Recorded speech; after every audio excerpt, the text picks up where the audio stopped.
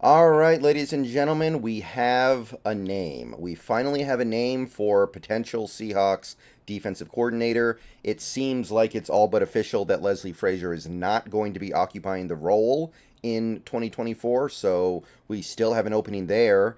And we finally have a name that is firmly attached to, at the very least, the possibility of the job. Anthony Weaver got picked up by Miami, so he's off the board. Baltimore had a couple of other guys get hired by other teams, so they're off the board. So we were kind of waiting for somebody to emerge as a likely defensive coordinator candidate. And a little bit ago today, we got this from Jonathan Jones on X. Joe Cullen. Joe Cullen, currently the Kansas City Chiefs defensive line coach, so his season is not yet over. He's still got another week in his season before we can officially go after him. But he is one of the guys currently getting some hype as our potential next defensive coordinator. He's in the mix with the Seahawks and Commanders, and also the opening at the University of Michigan. So I want to talk about this for a little bit here because defensive coordinator does matter. Now, I have said, and I said what I said, that defensive coordinator is not a huge concern to me right now because we do have Mike Macdonald as head coach, and he's going to call plays for now. So the defensive coordinator is not necessarily going to have a massive responsibility, and he's not going to have a huge impact on this team in 2024, but it's still something. He still is going to do something. I don't believe he's going to come in here and just stand there for the whole season. So Joe Cullen, first name officially attached to this job. As near as I can tell, we never really brought in Anthony Weaver. We never really brought in the Orr guy from Zachary Orr, I think his name is, from Baltimore. But this guy looks like a guy we're actually going to bring in. And if we're competing with a college football team, even one as prestigious as the Michigan Wolverines and the Commanders, I think we got a pretty good chance to get him if he ends up having to make a decision there. So let's talk a little bit about Joe Cullen. I put together a resume for him. And the recent years are mostly pretty good, including an extended stint with the Baltimore Ravens where he worked with Mike Macdonald. Mike Macdonald was, I think, the linebacker coach during this period of time where Joe Cullen was on the Ravens. But let's focus on the last 2 years here where he's been the defensive line coach for the Kansas City Chiefs. The Chiefs have only won the Super Bowl and maybe a week away from winning a second Super Bowl in that time period, by the way. He's currently 56 years old, but he's still going along strong here. You can see some of the work he's done with some of these notable defensive linemen that Kansas City's had. George Karlaftis III is probably his most intriguing project. That's a big one right there. Karlaftis became a double-digit sack guy this year under his coaching. And obviously he was a first-round pick not that long ago, so you would expect him to break out like that. But still, we're talking about a very... We're talking about somebody who was not a pure blue chipper. He was not Aiden Hutchinson. He was not Nick Bosa or anything like that. This was a later first-round pick, and Karlaftis so far has been really good. Chris Jones has been under his tutelage for the last 2 years. Now, Chris Jones was good. I mean, really good, well before Joe Cullen got in there with him. But still, Chris Jones. Charles Omenahu. Michael Dana has also seen some success under him. Derek Nyandi. I remember looking at his name in free agency last year. He got a couple years of Frank Clark here. Well, 1 year of Frank Clark, really. And again, Frank Clark was a guy who was good before Joe Cullen. Same with Carlos Dunlap. Dunlap was on the Chiefs last season.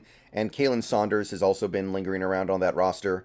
So some pretty notable names he's touched here. And that Chiefs defense on every level has been elite this season, which they needed it to be elite because their offense was not up to snuff the way it typically is. Now, one thing that's worth noting is if there's one guy on this Chiefs defensive line roster that didn't see success under Joe Cullen yet, it's Felix Anaduke Ozuma, I believe is the pronunciation. One of my favorite players in the draft last year, first round pick, 32nd overall by the Kansas City Chiefs, and basically didn't play his rookie year. So, granted, he's got a lot of quality players in front of him, so it's understandable, but no development from Felix yet, and that was a guy that I really liked.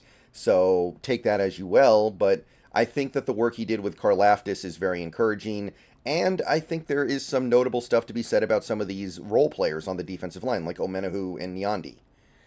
So before he spent that 2 year stint that is about to wrap up in Kansas City as a DL coach, he was a defensive coordinator for 1 year for the Jacksonville Jaguars. So technically speaking, he's been a defensive coordinator before under Urban Meyer in Jacksonville. That first Trevor Lawrence year. Now it went very badly.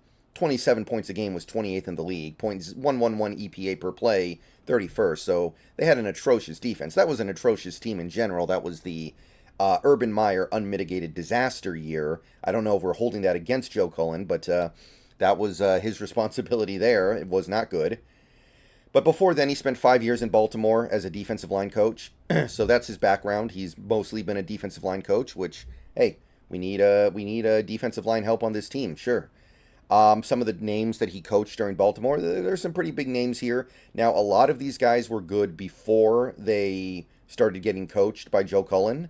So I'm not going to act like he developed all these guys, but there was definitely some development with a few of these players. Like Calais Campbell, he's been around forever. I'm not going to pretend like Joe Cullen made Calais Campbell a great player. But you've got guys like also Justin Matabuke had a year under Joe Cullen, obviously well before his breakout year, but you can see the kind of initial years of Matabuke were under Joe Cullen on the defensive line. You got guys like Zadarius Smith, Timmy Jernigan, Lawrence Guy, Matt Judon when he was playing on the defensive line, Chris Wormley. You got like Derek Wolfe. He was a great player for the Broncos before he came to the Ravens. Brandon Williams made Pro Bowls with the Ravens. So some pretty notable names here. Michael Pierce, Timmy Jernigan's also a guy that I've always kind of liked. So some pretty notable names here with this defensive line. And the Ravens defense was generally speaking always good during this period of time. And obviously there's a comfort there. And that's the thing that really matters to me with this defensive coordinator hire. The level of comfort that Mike Macdonald has with the guy, because that's going to be the thing that really counts. Because he's not going to be calling plays, and he's not going to be in charge of running the defense. Mike Macdonald is. So there just needs to be a good relationship between head coach and DC here. So I'd say the Ravens years were all quite good, and you can see how it has built to the point where he is now probably going to get another DC chance in the NFL. Now, before his stint in Baltimore, it's not great. I'm just going to say it. It's not great. He was the coach on a lot of really bad teams. I mean, bad teams. He was the defensive line coach on the Buccaneers that went 2-14 and got Jameis Winston, and then went 6-10 the next year under Lovie Smith. He did coach a couple of notable names on the defensive line, like Gerald McCoy. Our old buddy Tony McDaniel and Clinton McDonald were also on that team. He had Akeem Spence. He had Henry Melton. I remember Henry Melton being a big name back in the day. Jaquez Smith had some good years under him, but it was not a very good team. It was not a very good defense. It was not a very notable defensive line. I do think that the Gerald McCoy thing is certainly notable, but McCoy was going to be good no matter who was coaching him because he was such a good player, good prospect. So there's really not much here that you can get excited about. Before then, he spent 1 year in Cleveland with a 4-win Cleveland team on the defensive line coach role, 2013. Nothing really going on that defensive line of excitement. Atba Rubin, our old buddy, was there and probably was their best defensive lineman. But these other names, they're not guys that made any big impact in the NFL. Desmond Bryant, John Hughes, Phil Taylor, Billy Wynn. So not much to write home about during that year. It was just a 1 year thing. And again, the team was incompetent and incompetently run for the most part, but not good. He spent 3 years as the Jacksonville Jaguars defensive line coach, 3 pretty bad years for the team, and not great for the defensive line. Tyson Alualu was one of their chief blue chippers during this time. He never really panned out. He had a couple okay years, I guess. Jeremy Mincey was pretty good during this time. C.J. Mosley, not the C.J. Mosley that's still in the NFL. This is obviously a different C.J. Mosley. Was pretty decent. They had pot roast Terrence Knighton for a couple years here before he went to Denver and made a couple Super Bowls. Jason Babin was there. Aaron Campman near the end of his career. He was a great player for the Packers when he was younger. Derek Harvey had a couple decent years, but generally speaking, nothing really exciting developed from this defensive line. Alu never broke out the way people were expecting. So not much to write about home here. And then in 2012, Jacksonville was really bad, and he got pushed to Cleveland.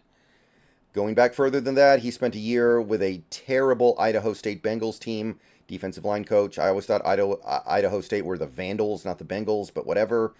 Nothing really notable there. I think they went 1-11 that year or something. He did spend 3 years before then with the Detroit Lions defensive line coach role, 06 to 08. Again, 3 pretty bad teams, including the Lions team that went 0-16. He did actually coach some pretty notable and pretty significant defensive linemen during this time. Our old buddy Cliff Averill, Corey Redding, Corey Smith, Sean Cody. I remember him. He was one of those big nose tackle types. Kalimba Edwards passed through Detroit during this time. Dwayne White was a good player back then. So this is not so bad. The defensive line that he was working with in Detroit was actually kind of credible, but it never really amounted to all that much. Cliff Averill would obviously go on to have a really good career, which we know all about. But, yeah, it's not really a good mark in his resume because Detroit was so bad during this time. And the year before that, 2005, he was a defensive assistant for the Illinois Fighting Illini. They had literally the third worst defense in the nation, allowing almost 40 points a game. Year before that, defensive coordinator for the Indiana Hoosiers. 2004, they were bad, 31.2 points per game, 90th, 89th in the league. And that's about as far back as I felt like going, but you can see that before his stint in Baltimore, it wasn't very good. A lot of bad teams, a lot of lackluster defensive lines, a lot of lackluster players. But once he hit Baltimore, and now that he's in Kansas City, there's some clearly good stuff going on with Joe Cullen. So if he gets brought over here as the defensive coordinator, I'm not going to have anything bad to say about that. Sounds like a good idea to me. And if he can bring along a guy like we're going to be in a 3-4. And by the way, that's another thing about this guy. Experience coaching 3-4s and 4-3s. Then, we'll probably get him some young players to work with. He can work with Draymond Jones. He can work with Mike Morris. That's going to be a big one. And, yeah, seems like a reasonable idea to me. See you guys later. Go Hawks.